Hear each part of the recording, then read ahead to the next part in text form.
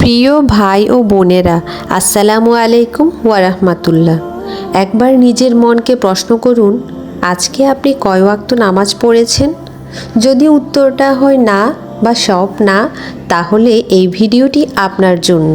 ভিডিওটি শুরু করার আগে ছোট একটি অনুরোধ, চ্যানেলটি সাবস্ক্রাইব করে পাশে থাকবেন, কারণ এই চ্যানেলে এমন কথা বলা হয় যা আমাদের আখিরাতকে বদলে দিতে পারে।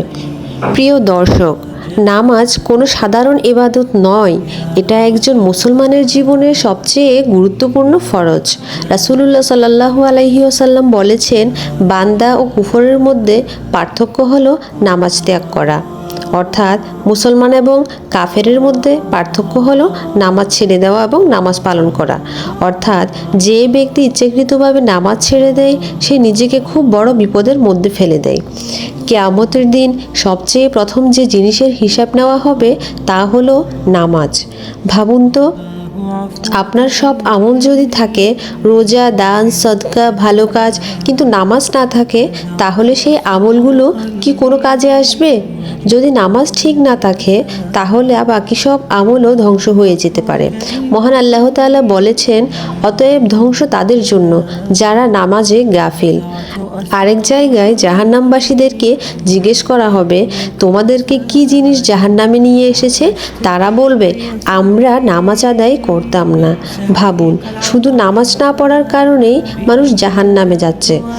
প্রিয় ভাই ও বোনেরা, হাদিসে এসেছে, যারা নামাজ ত্যাগ করে তাদের জন্য কঠিন শাস্তি রয়েছে। কিছু আলেম বলেছেন, নামাজ ত্যাগ করা এমন একটি গুনাহ যা মানুষকে জাহান্নামের গভীরতম স্থানে নিয়ে যেতে পারে।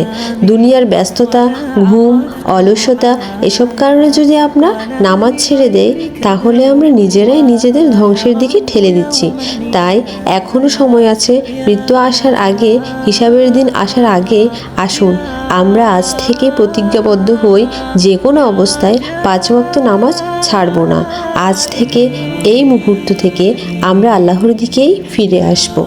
আল্লাহ আমাদের সবাইকে নিয়মিত নামাজ আদায় করার তৌফিক দান করুন, আমাদের গুনাহগুলোকে ক্ষমা করে দিন। আমিন।